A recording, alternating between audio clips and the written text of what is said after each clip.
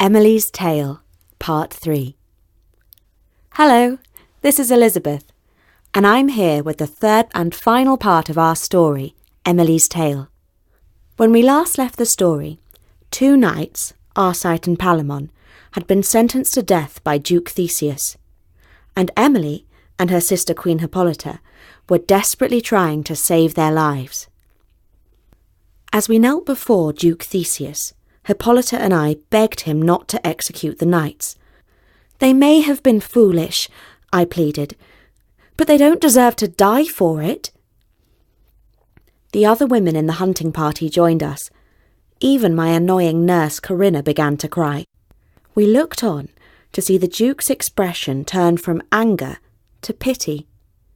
Our tears, it seems, had softened his hard heart. He spoke sternly to the knights. "You have both risked your freedom for this princess, and what is more, it seems that you are both prepared to sacrifice your lives for such a cause. A love like this is not easy to find, and for this reason, I would struggle to name 2 better candidates for Emily's hand in marriage." This was not at all what I had expected. It was one thing not to want somebody to be killed, but it was quite another to be offered in marriage to these men. But which one was to be my husband? Duke Theseus ordered that so great a prize as me could not be decided in any old fight or brawl. He ordered that Arcite and Palamon must each gather 100 knights and fight to decide who would win me as his bride. The knights on both sides would take it in turns to fight a series of duels in 1-to-1 combat. Nobody was allowed to kill his opponent. Each man would fight only once, and should either Palamon or Arcite be wounded, his rival would immediately be declared the winner. I must admit that I found this overwhelming, to say the least. It was incredible to think that so much importance had been placed on a dispute over me. But to tell you the truth, it just might have been good manners, I thought, if somebody had asked me about it first. There may be some women who feel flattered by a war being fought over them. There was that Princess Helen, for whom they fought the Trojan War. But frankly, I'm not like her. From first light, the streets of Athens began to stir with excitement and anticipation. The day of the contest had arrived.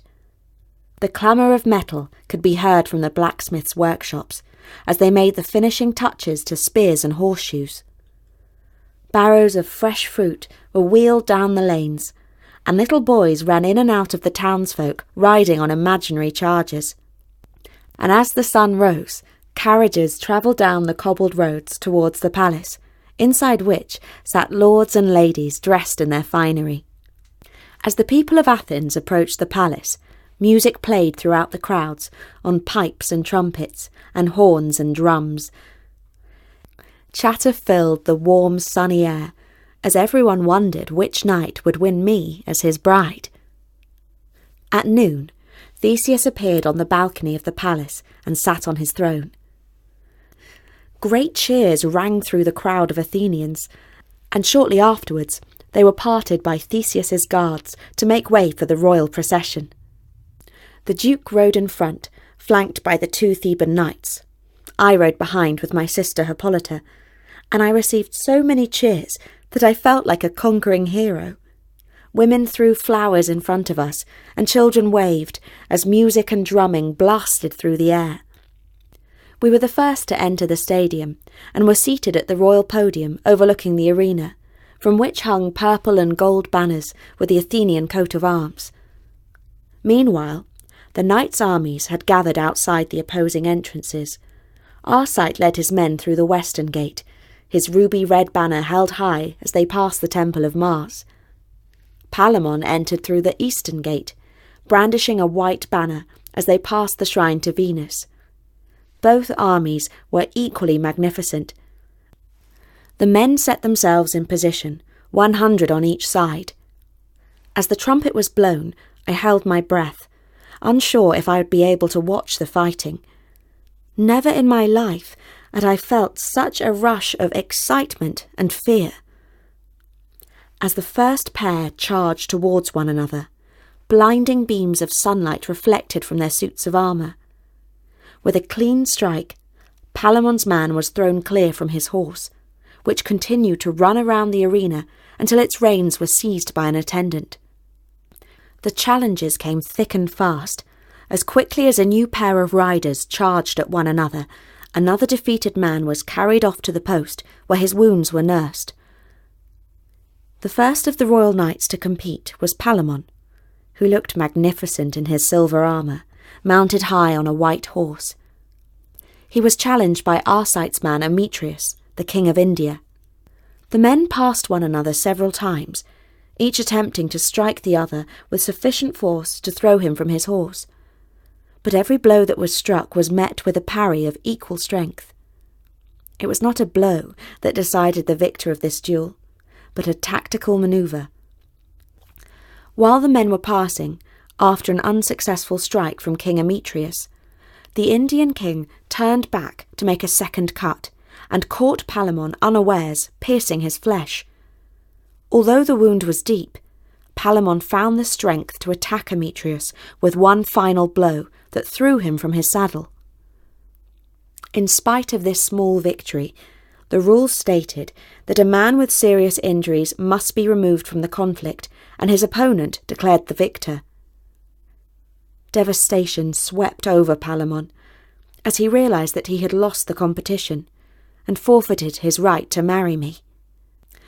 Theseus stood from his throne to declare the contest over and that a winner had been found. The crowd roared so loudly that the stadium seemed to shake. Arcite was riding a lap of victory around the arena and removed his helmet, tossing it high up into the air.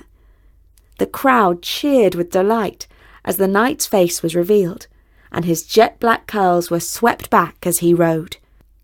What happened next is certainly the strangest and most terrible thing I have ever witnessed. Suddenly, a thick cloud passed in front of the sun, casting a shadow over the arena. And from this shadow that covered the dusty ground, rose up what can only be described as a spirit, transparent, and yet seeming to have a face. There was no doubt that this ghostly being had made its way up from Hades. So afraid was Arcite's horse that it reared up, throwing the Theban knight to the ground. He fell badly, and without a helmet to protect him, received a great blow to the head. The atmosphere among the thousands of spectators switched in an instant from jubilation to horror, as the newly found victor now lay on the ground, struggling for his life. Arcite was carried back to the palace, where he was laid on a bed, drifting in and out of consciousness. Theseus, in an attempt to raise the morale of his people, issued an announcement that Arcite was not mortally wounded and would recover. He then drew the Athenians' attention towards those knights whose wounds were being attended at the side of the arena, telling them to rejoice in the fact that no man had lost his life that day and all would be well. Theseus assured everyone that there was no cause for jealousy or anger between the two sides.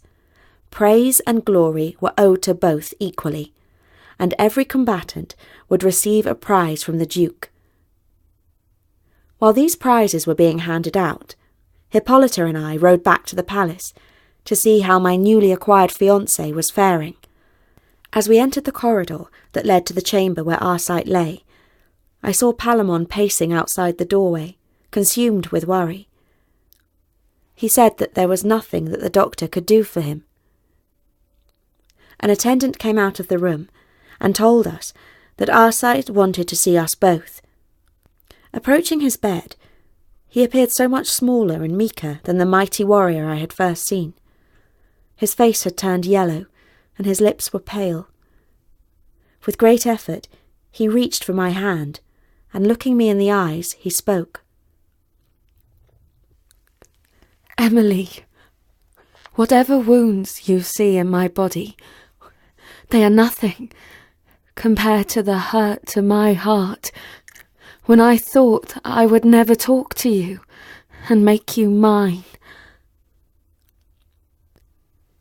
But I want you to know that there isn't a man alive more deserving of your love than my noble cousin Palamon." I was surprised to hear these words. I assumed that they would remain rivals to the bitter end. But should I have been surprised? They were both knights, and their code of chivalry and honour meant more to them than life itself. Looking back with time, I can see now that I should not have been proud that they fought over me, but I am rightly proud that they were reunited in my name. Arcite clenched my hand tightly, and then closing his eyes, with a deep sigh moaned my name. "Emelye." And with that final breath, the last ounce of life departed from his body. Overwhelmed with sadness, I began to cry, and was led away by my sister. Theseus found a fitting place for Arcite's grave. He remembered the woodland grove, where Arcite would visit when he was serving as the Duke's loyal squire. There he sang and rejoiced in his love for me. And so Theseus decided that would be the perfect place to lay his body to rest. Several mighty oaks were felled to build Arcite's funeral pyre, as a result of which the women and children whispered that many nymphs and fairies had been seen in the woods, dislodged from their homes after the cutting of the trees. A cloth made of the finest gold covered the young knight's body. No one present could restrain their tears on such a sad occasion. I was given the torch to light the pyre. Once I had lighted the fire, I stood back from the burning mound, and overwhelmed by the heat, I fainted into my sister's arms. For the next few days and weeks, I could not rid my thoughts of the final image of the dying man. I had had no idea of how much suffering I had caused him. It was only when he compared his heartache to the physical pain that I had seen him endure that I began to see how sad his story was. I then became tormented by feelings of guilt and pity. Palamon also sank into a great depression at the loss of his cousin, and could be seen taking long and solitary walks around the palace grounds, his mind lost in thought. Theseus and Hippolyta were sorry too, when they saw us both in such a sad state, and so decided that perhaps we might be of comfort to one another. Over the months that followed, Palamon was invited to join us on several occasions. He dined in Theseus's quarters, went on the royal hunt, and attended the theatre festivals and games. As time went on, he became a great companion of mine, for his wit excelled anyone I had ever met, and with time our tears were exchanged for smiles and laughter. It was on the eve of my next birthday that Duke Theseus invited all his royal courtiers to dine, and once they had all gathered, he began to address the court. "My lords and ladies, it fills me with great pleasure that you join me on such a joyous occasion, the birthday of our beloved Princess Emelye. All of you will know that the events of the past year have offered us little to celebrate, but cast a great shadow over the harmony of our city. But I say to you, the death of a young warrior bestows upon him the greatest honour imaginable, for he has left this life at the height of his fame. Never will his reputation fade with the arrival of old age. And so, let us drink to the memory of the Theban prince Arcite." As he raised his glass, the hall of guests rose to their feet, and raising theirs echoed, "To Arcite." But Let us turn to happier thoughts, he continued. Over the past few months, I have seen a beautiful friendship blossom between two lost souls, and I believe that now that they have found each other, they wish never to part. At this, I felt my cheeks blush. Yes, it is true that the more time I spent with Palamon, the more I thought about him, to the point where he was always on my mind. And when we were separated, even for a day, nothing could beat the first moment when I saw him again, and he would look up at me, and I would feel butterflies in my stomach. And when we were together, I felt complete. It was effortless talking to him, and sometimes we would just sit in silence, which after a while he would break with a smile. But I had no idea that Theseus and Hippolyta had noticed this. Clearly, my secret love wasn't so secret after all. And I have to say that it was a true love that grew by itself. It wasn't love at first sight. I did not fall, like any old storybook princess, for the first knight who came along on his horse. I got to know him first. And let me tell all you girls out there that are dreaming of a handsome prince who will sweep you off your feet one day, don't just fall for looks and charm, because true love is based on true friendship. And of course, it was so much better that the Duke ordered us to get married only after we had fallen in love, instead of expecting it all to happen the other way around. We were married the following month, and now live in our own quarters. I know this may all come as a surprise to you, that I, Emily, once an Amazonian princess, might actually enjoy married life, but never could I have wished for a better companion. And so I am now living happily ever after with my knight in shining armour. And that is the end of my tale. I have to leave you now, as we're going out for a ride in the woods. And that was the final part of Emily's tale, adapted from the Chaucer by me, Elizabeth Donnelly.